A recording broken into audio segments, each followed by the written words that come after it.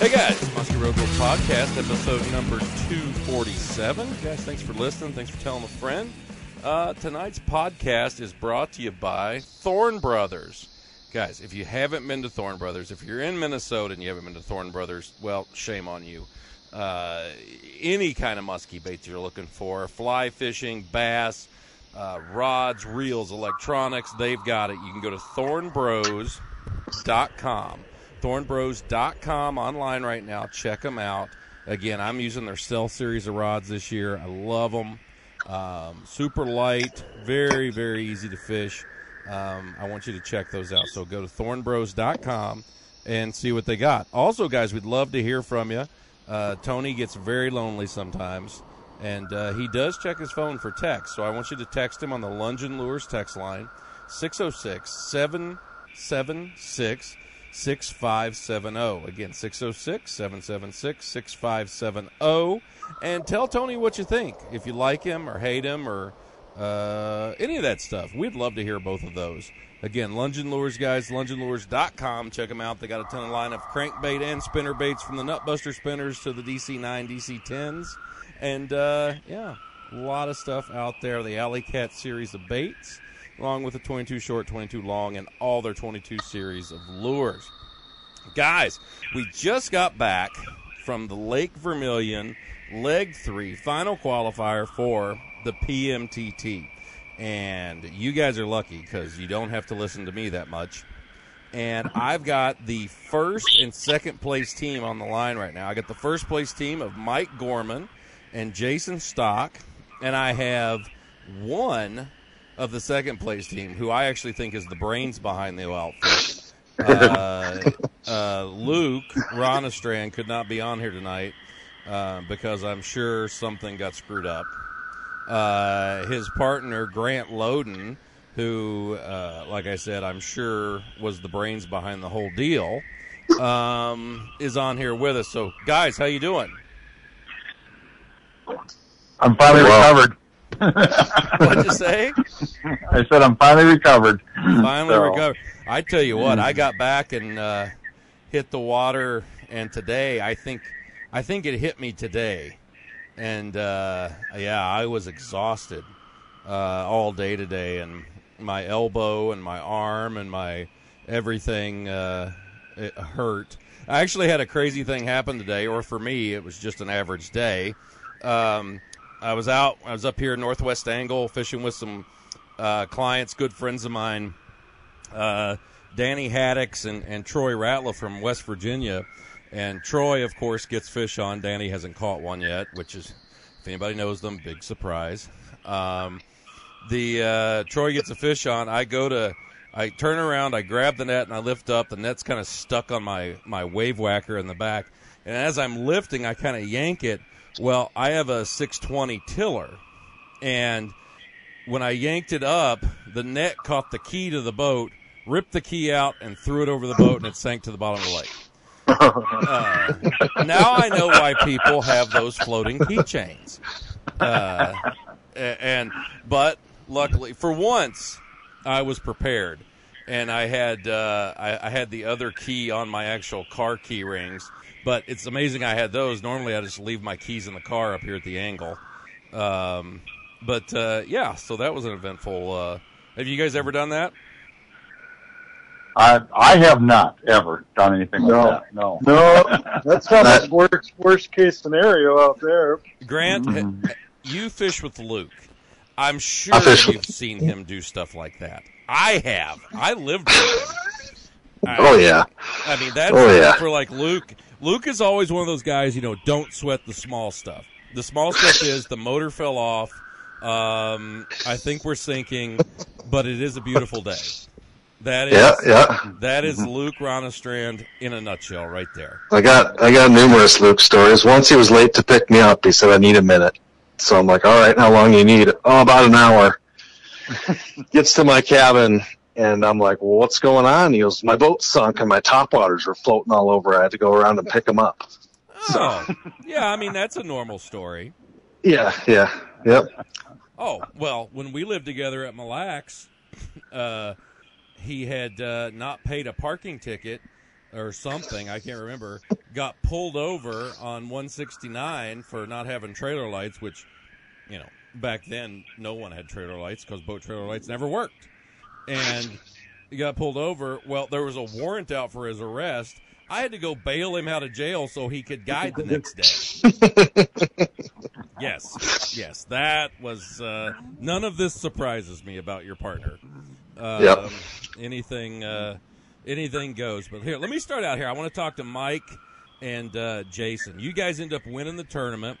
You guys got 4 fish, and what's amazing, you got 3 of those fish on Sunday, the short day. So kind of tell me, Jason and Mike, what was your experience? Where are you guys from? Let's say that. Jason, go ahead. I'm from Princeton, Minnesota, which would be, I guess, 35 minutes south on 169 from Cove Bay. I know right where Princeton, Minnesota is. I used to. Yeah. Isn't there a boat dealer there or something? I had work on a boat one time. Could have been Shipwreck. I think they might be out of here now. That sounds kind of like my place. That sounds like a place I would hang out. Yeah. What about you, Mike? I'm currently in Cushing, Minnesota, which is, I don't know, call it probably about, which way you take it, 30, 40 minutes southwest of Brainerd. Okay. Okay, so now even you, Grant, all 3 of you guys are from Minnesota.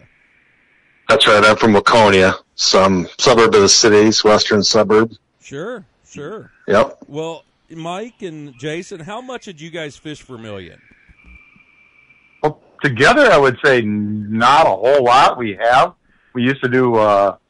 We used to go up there in June together, but we were even talking about it prior to the tournament that me and him have not been on Vermilion together for quite some time. Years. I can't remember the last time. Call it maybe 10 years, 8 years. I don't know, Jason, if you remember the last time we were together exactly, but I'd probably call it that as far as me and him fishing them waters together. Okay. And had you ever fished it in late summer like this, or was this kind of something new? No, first time I've been there in August. So okay. So yeah, same with me too. We haven't fished with June or October. The only month we fished it. So you guys, Jason, I'll ask you this: how did when did you get up there for did you pre-fish? If so, when did you get up? We all got up Sunday. We had a friend with a cabin there, so we got to stay at a nice place, keep the boat tied up to the dock. So our kind of game plan for tournament fishing, I guess, is get out early, hit her hard till about noon, try to move a fish or 2, and then just search, find stuff that, resembles that. Don't burn ourselves out casting or catching fish, I guess. We kind of try to move something and then spend the rest of the day looking for that spot. And the next day we'll go out, try something else, try to catch a fish doing something else. And if we can move something, look for more spots like that. And I guess Vermilion is one of them lakes too where we knew it can switch on a dime. You could have fish all over the place and then 1 minute later they're gone somewhere else. We wanted a few options, but to be within, a 20-minute driving distance, 15, so we weren't burning time, running around, and stuff like that. So, sure. It's kind of what we went after. I don't know. Mike's got a few more on that. Is there anything else on that, I guess? Mike, what are you saying? I would say, Jason's pretty well spot on. Anytime we enter a tournament, pre-fishing for us is we are up early, on the water early, and then off the water early. We do not like them hot afternoons, burning our bodies, dehydrating. We like to get back and, a lot of people laugh at me. I'm like, man, tournament night or even pre-fishing nights, 8:30 is pretty late night for me on even pre-fishing. It is. It's like, no, I don't like burning ourselves out. I want to try and save all our energy for tournament days. is what we want to do, and just try and locate and try and get a pattern together. And tournament day, we're going to just try and run that pattern and just, like, I think Jason really hit something really good there as far as, like, when you're tackling a lake like Vermilion. When we were coming into that tournament, time management was kind of on our minds as far as what basin we're going to go to or what basins. And, you know, even when we were pre-fishing, I was even timing, like leaving from one spot to another spot to find out how much time it took. So we don't like spending a lot of time driving around. We're lines in the water as much as we possibly can. That's kind of one of our, I guess, go-to theories of tournament fishing is the more time you have a line in the water, the better odds you got to get in a fish. And if you're spending a half hour driving across the lake multiple times throughout the day, you just lost an hour of fishing, hour and a half of fishing. So we try to eliminate that. Breaking down the lake is what we try to do. Sure. No, I get that. We, my partner, Rick Hoover, and myself, we finished 5th in this tournament, guys. Hold the applause. Yeah, well, it's kind of a hidden one there. You're kind of hidden. Yeah. We're not going to go into that detail. I am going to stay out of that subject. I don't know the details behind it, so I will bow out of it.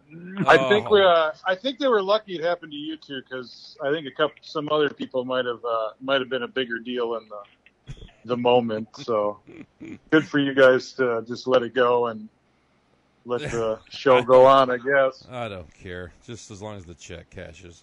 The tournament, a lake like Vermilion, I mean, it's long, I mean, that you can really, like you were saying, spend some time running. And us, we really had 2 spots that we were fishing hard, and they were really close. They were like 30 minutes apart. So when we decided to move, we had to, it wasn't like we were going to keep running between the spots. You had to like plan when you were going to be there. And that was something we really, we ran into. Grant, you got second in this deal with Luke. How did, now do you have a place up there? I do. I've got a cabin in Niles Bay that we've owned since 2006. Okay. So, yep. And so now your experience on Vermilion is you fished it a ton. Yeah. Obviously, Luke's fished it a ton. I have too. I guess our pre-fishing philosophy, I came up, I think, Monday night. Yeah, that's right. Monday night. And we sort of fished out of 2 boats for 2 days. So Luke fished out of his. I had a buddy come up. You can only be in Luke's boat for so long before you. That's right. I mean, before you fall through one of his compartments and sprain an ankle or get pink eye. I get it. Yeah. I get it. Trust me, I know about all of this. So you guys fished 2 boats. Now that's interesting. I know other people that have done that. Was that just to like eliminate ideas or just to cover more shit?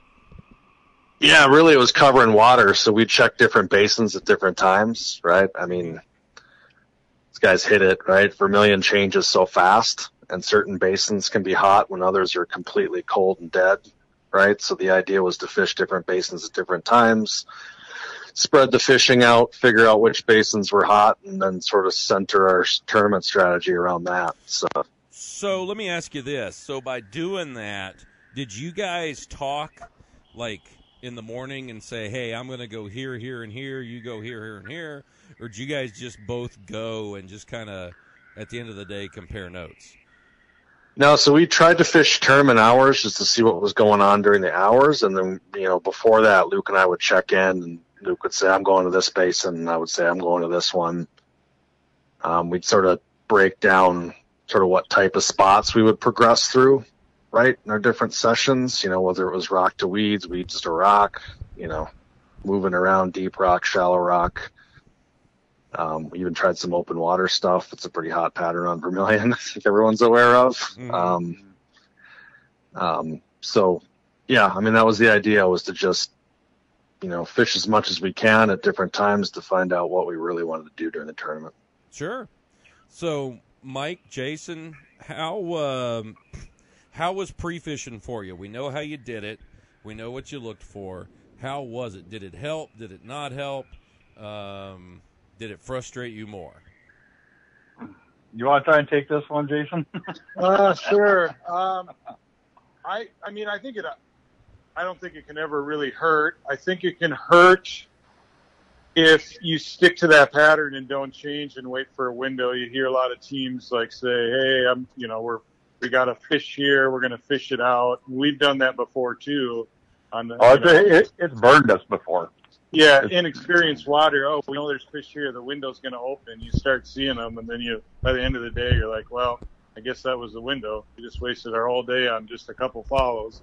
Sure. So, but I mean, our pre-fishing was okay. We were finding a lot of small fish in the weeds, but we've also learned in tournaments too. We come from Minnesota, so prior to tournament fishing, we fished all day for one big fish throwing huge lures. Well, that doesn't place you in a tournament. So that took a year or two to kind of figure out, like, yeah, we got to kind of change up our game plan. So we liked the smaller fish in the weeds that we were getting, under 40 inches that we would see, and caught a few. So we kind of stuck with that pattern. We did fish a little bit of rocks in the wind, but it got so windy Thursday. We're like, well, no sense of beating ourselves up. We know plenty of rock spots if we need to switch. So we kind of left it alone. And then, so we hit our weeds, like Mike was saying at the tournament, we hit our weeds till about 10 o'clock. And then lucky our next spot of weeds had a rock point, and then it went back into weeds, and Mike stuck one on that rock point. So then from there, the whole rest of our tournament just completely changed. We just, flopped. It was rocks after that the whole rest of the time. So sure. This one was probably about as close to home water as we had for fishing. So we kind of felt good with that, of leaving some stuff alone, just knowing we would hit it if we needed to, and that. So that helped a lot. And pre-fishing, a lot of it, we actually hit water that we never been on in the area that we were kind of targeting. Like, maybe we would find a random weed patch or a rock bed. And we did try a lot of that open water where being from Minnesota with clear, deep water, we've been successful with the open water bite, but never in a tournament. We can do it pre-fishing, but as soon as that tournament comes, so we've kind of learned, I think we gave it maybe 2 hours on Saturday and learned not getting stuck in the mud, we call it. Sure. Because we've done that before, so. No, I totally get it. Grant, how did the pre-fishing help you guys, or did it? I think for us it was pretty apparent early on what we wanted to do. So we spent a lot of time just eliminating other basins, right? Pre-fishing. Like I said, we spread out 2 boats. The idea was if we found one that was hotter than what we were on, then maybe we'd switch, but we sort of knew what we wanted to do. I think for Luke and I, we figured, 4 fish was going to win it, 2 each day, which that's what ended up winning it. It wasn't 2 each day. It was 1 first day and 3 the next. But so that was our goal. And we thought our best pattern, or our best way to do that was to get fish in the weeds. Pre-fishing, we did catch fish on other stuff. We got fish on rocks. Luke got a pretty nice 48-incher the day before the tournament. Burned that one for us, but that's all right. That's what Luke likes to catch fish. Does a good job at it. So yeah, it was really, for us, it was eliminating other basins or finding one that was hotter than what we were going. And then, tournament time, it was us focusing on weeds, because that's where we thought our best chance of was getting, 2 bites a day and scoring on 2 fish each day. Yeah. Well, I tell you, for me, fishing Vermilion, it was one of the first times I've been there where there was good weed growth. And because I hadn't been there in like 15 years. And so once I started seeing all those weeds, I just kind of, for me, I thought, well, we can fish the rock stuff, but for the local guys that fish up there, I don't know the sweet spots on these rocks or anything like that. I know that can be a big deal. So we just kind of decided to focus on weeds, thinking, there's maybe not as big a fish, but maybe we can catch a few. and that was kind of our plan with the whole deal. And so we kind of did the same thing, is just look for weeds, try to find weeds, and that's what worked out for us as well. Mike, Jason, so Saturday you guys get one fish. Did you guys move many fish, have any more chances, or how did that go for you? Yeah, I would say probably one of the worst ones that I felt is the 10 minutes to go in the tournament. I'd mentioned it too, kind of in my interview with Tim, is losing a fish within 10 minutes left in the tournament on Friday. I had one just smack me hard, set the hook. I got 2 or 3 head shakes out of it, and it was gone, came unpinned. It had bit out a ways. And it's almost that feeling, you don't have another opportunity after that. Clock's ticking, the day's over. You're going to have a different bite the next day, possibly. And when I lost that fish, it just, it's like sometimes in a tournament when you lose a fish. Yes, I've lost fish in tournaments. Yes. Me and Jason have sometimes we feel like we're the kings of losing fish, and that one just really ripped me apart pretty good, because you think about it and it gets in your head and you're just like, man, that was a tournament winner right there. We needed another fish and I had it and I lost it, and your heart sinks and that day's over with. You go back, tuck your tail between your legs, and you go home and try and regroup. But I think that was probably the worst one that I lost. Lost one on Saturday, but losing that fish probably helped me, or helped us, because again, something else I mentioned, in my speech a little bit is Jason started calling the spots. Once we really kind of had a pattern dialed in, he was just calling the spots. And honestly, we were fishing spots we didn't pre-fish on at all. There were some spots that I'd never fished before at all on Vermilion. But he's just like, hey, let's go here. And literally we'd pull up to a spot after he called it, and out would come a fish, and bam, So, on Sunday, it was kind of a crazy event. Crazy for us, yes. Well, it's always nice when it happens, and it's even really nicer when there's a tournament. Yeah. So, all right. See, some real quick on that. On Friday, I was in the back of the boat throwing rubber or kind of more jerk bait style stuff to trigger something else, or maybe get a big one. I could get one to follow, but I couldn't get him to commit. But going in on Friday with one fish, every tournament we've been in and placed in, we've caught all our fish on Sunday. So Mike was a little disappointed.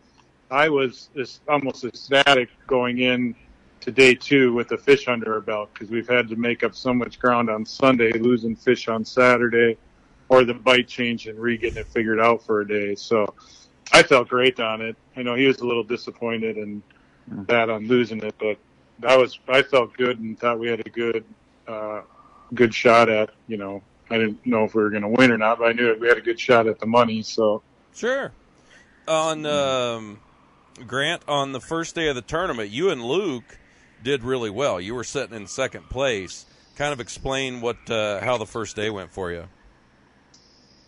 Yeah, so I guess, pre-fishing, we sort of identified a window, like a late morning, noon window.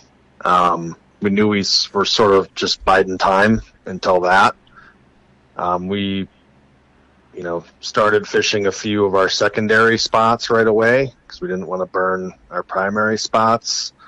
And then we ended up, hooking and losing a fish on one of our secondary spots. And we sort of assumed the window was open, made a pretty long run to our primary spots, and it's a good thing we did, because the first pass through on the primary, we got the 46 1/4. Nice. And then we went to literally our next spot and got the 40 1/4. Oh wow! Not to interrupt, what were you guys? Because you guys were doing stuff a little different as far as bait wise. Yep. What were you guys getting fish on? For us, it was all gliders and jerk baits, right? So, like, I caught one on a Suic. The other one we got on Friday was on a custom glider. It's sort of like a jointed glider. Mm-hmm.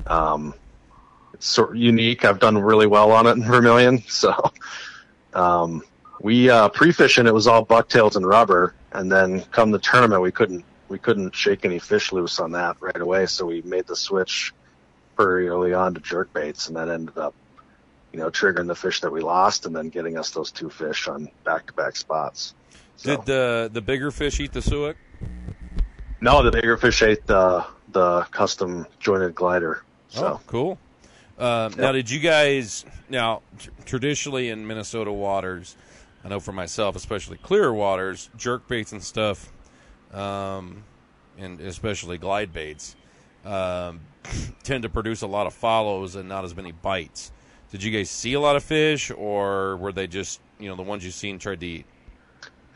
We saw a couple of fish the first day other than the ones we caught. I had one with 10 minutes to go come up behind the glider. It had its mouth completely over it. And then rather than close on the bait, it turned sideways and closed its mouth and then swam down. So that was a little disheartening.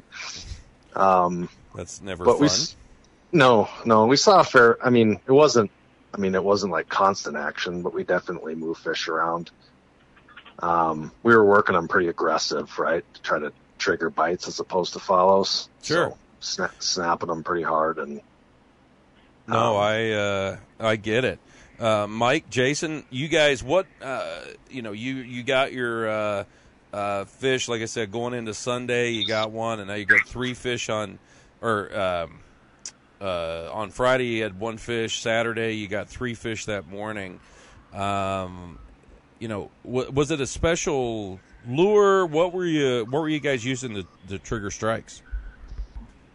Well, Friday was a double 10 ghost tail, and that's something that I had moved some. Actually, I think I lost one pre-fishing on that particular bait, but then I switched over to a single 8, and Jason would know this better than anybody that I have some type of obsession with bucktails and making bucktails, and probably 3/4 of the bucktails that are in my boat are old bucktails that have been chopped up and reworked, or new bucktails that I've built, and I'll build them and I'll run them and I think it looks good and I'll keep them, or I'll think it looks bad and I'll chop them back up. And I'm just about every trip I'm tinkering around with them and changing them around. And so at the end of the day, the 3 fish came on a single 8 that I had made, pre-fishing.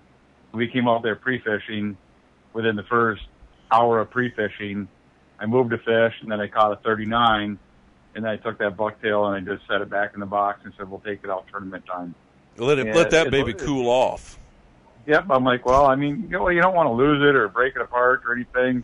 Even if I were to rebuild something that was similar to it, is it really going to have the same sound, the same chatter, the same vibration, the same this? It's just something that's like, okay, this one's working on this water right now. We're just going to tuck it away. And I threw the double 10 and that single 8 probably 95% of the time. Pretty much that single 8 came out on Saturday, and it didn't come out. It wasn't coming off. It was producing. It wasn't going to come off. And it's a custom single 8. I'm not going to get into details on public airways on what I do, but I got things that I change around, from different types of styles of blades to weights to ticking noises to the size of hooks that I put on them. In all honesty, I got bucktails that are in my boat. I got some bucktails. I got 4 or 5 ounces of weight on them, and that just kind of comes a little bit from my home waters. I have some deep weed edges, and when I say deep weed edges, I'm talking 16, 18, sometimes 20 feet is my deep weed edge, and I want to try and get a bucktail to run way down deep, and they work that way. So, like I said, whatever it was about that single 8 on however I made it, they just wanted to chase it. They wanted to eat it. So I was going to just keep running it. Don't stop what's working. No, sure. For both of your teams, was there any particular color pattern that was working? Light, dark, whatever color? Grant, you can answer that. Yeah, for us, bright, like orange or perch was working well. I guess the Suic fish was a sucker pattern, so it's polar opposite. But everything was bright except for the other two. Yeah. So they pretty much. It sounds like your fish were just reacting to the stop and go, stutter step action. And what's interesting is the fish that Jason and Mike, your guys' fish were just straight retrieve. Was speed a big deal for you guys? Jason, Mike? I would say yes, it was. I was running a 7-to-1, and I was moving pretty quick with it. I was. I never once picked up my low gear reel. I never picked up once my smaller rod either. I run 3 rods in the boat, and I was running a pretty heavy rod, 9'8", 7-to-1 reel, burning it pretty dang quick, Sure. Moving pretty fast. Sure. Well, cool deal. What about color? Was that a big thing for you guys? With me not changing my baits up too much, I know Jason got some fish to move on some rubber with different color patterns than what I was running, but my ghost tail was a walleye pattern, which was kind of like a brown and gold, and my single 8 was gold on gold. And like I said, once that started working, that bait wasn't coming off my rod. Sure. No, that's cool. The fish we got on Saturday, we got a small one, I think it's 35 1/4, and our fish actually came out of just kind of sandy weeds, but we got it on a Fire Tiger Junior cowgirl. It's actually one of our Muskie Hunter custom colors, a Orange Tiger is what we call it. Super bright, super gaudy, and that's really kind of what we moved fish on, was the gaudier stuff versus the more natural stuff. On Saturday, that seemed to be the deal for us. On Sunday, now, Grant, did you guys, how did your Sunday go? Well, we did face some adversity on I guess it was Saturday, right? Because it was a Friday, Saturday. Yes. Day 2, right? How did our day 2 go? I can't. Tim does this weird shit. I don't know half the time what I'm talking about. Day 2. Yeah. Day 2, let's call it that. So on our way, we sort of picked out our first spot. On our way there was a non-tournament boat on it. So we were on our way to the takeoff point. There's a non-tournament boat on it with a big fish in the net. Well, that was nice of him. He got that out of your way. Oh. So that was some adversity. Other than that, day 2 was a grind for us. We fished the same pattern from day 1. Probably a mistake given the conditions in the morning. The conditions were pretty ripe for rock fishing / sand, right? Clouds, winds, felt kind of cooler air, and then that all baked off and it was really hot and flat, which we actually thought was going to turn our weed fish on, but it sort of had the opposite effect. We had to really grind out the small fish that we caught on day 2, and we sort of did it fishing over the top of weeds. Like our pattern, day 1 was sort of on the edge. That's where we caught a lot of our fish, but day 2, we pivoted and started working, 2 passes on weed edges, one on the outside and then one over the top. Sure. So. And did you guys move many fish on Sunday, or was it just kind of blah? We moved, I think, 2 or 3 others than the one we caught, but like I said, it was kind of a grind on day 2. Sure. Yeah, our day 2 was, in the morning. It was nice. It was kind of cool. We had overcast skies. There's a little bit of a breeze, and we went back to where we caught the first fish and was really working that over, and had 2 nice, mid 40-inch fish up going around on the 8, popping their mouths at it, but just would not hit the stupid baits. A lot of water going everywhere, a lot of swearing by me. It was pretty damn frustrating. And our fish on Sunday came completely opposite. We actually had our second spot, and might have been a fish that I had raised the day before on a Wade's wobbler. But now the second fish came on a Red October tube, the gold tube, and with nothing, no grub, no blade or anything on the back, just traditional tube, and with a real heavy head. And I was using a ProRex 8-to-1 and a 10-foot Predator rod, and basically throwing it up on top of some weeds and jerking and reeling like hell to get it out of the, off the top, jerking with my rod, basically putting my rod in my on my thigh and jerking straight up for half the cast, and that's what triggered that fish to bite. Because we didn't get that fish till tournament was over at 1. That fish we caught at 11:45, so it was late in the day, hot, flat, calm, and I tell you, those fish when it gets like that, I'm a huge tube fisherman, and so that's what I always reach for. And in Minnesota, when I fished out west in Minnesota for a long time in the summer, the tube was always my go-to bait in late July, August. So many fish I've caught on those stupid things. So it's but it is tournament fishing, and it's I don't know. To me, it's always a grind. But there's because there's a lot of good fishermen in this thing. Hell, there was 3 50-inchers caught.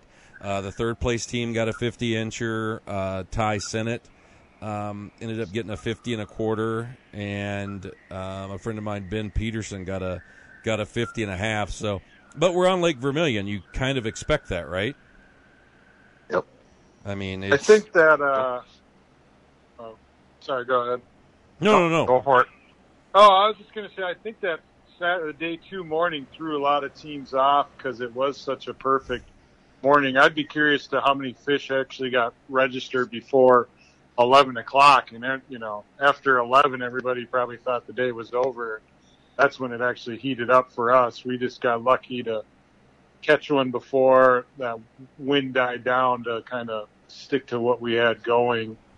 And then, but yeah, I mean, we were about ready to give up. Mike wanted to give up an hour before that on the rocks. I think we only moved 1 or 2 fish, probably, from 7 to 11, and then we caught one. And well, I tell you, we kind of had the conversation going on in the boat, about the rock bite to the weed bite, going back and forth, and we were working a spot that we had caught the fish on Friday, and we were talking about in the boat, it's like, okay, do we go to weeds or do we set?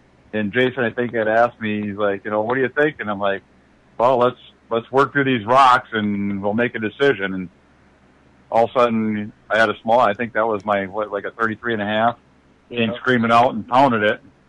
And I'm like, well, I guess we're still going to run rocks. But at that moment in time, it was literally whatever breeze we had. At the moment that I caught that fish, from the time we were casting to the time it was in the net and we got it registered, we realized the lake had it went flat.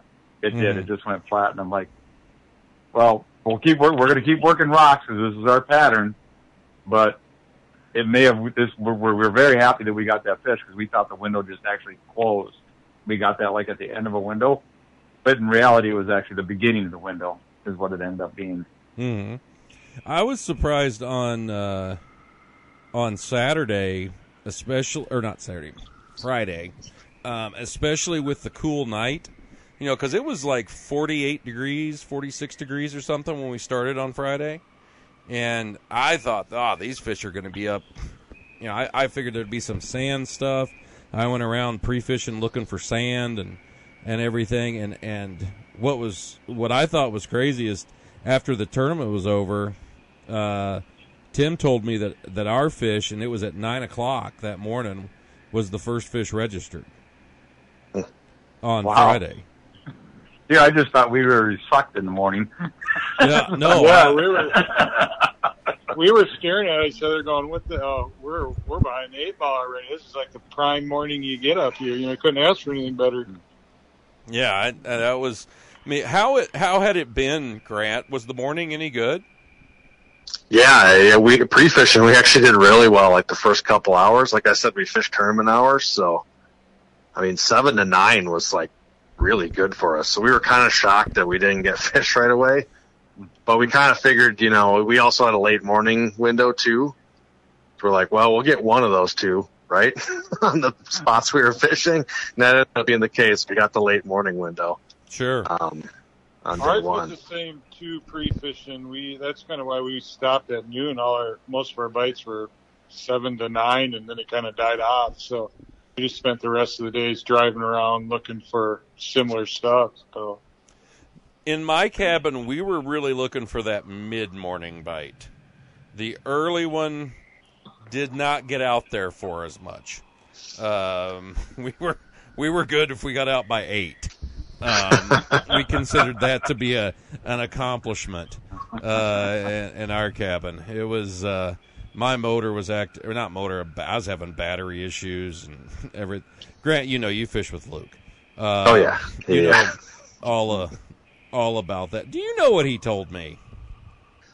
I was talking to him about lithium batteries, and you know, he's running some lithiums back there, and I've had issues with lithiums.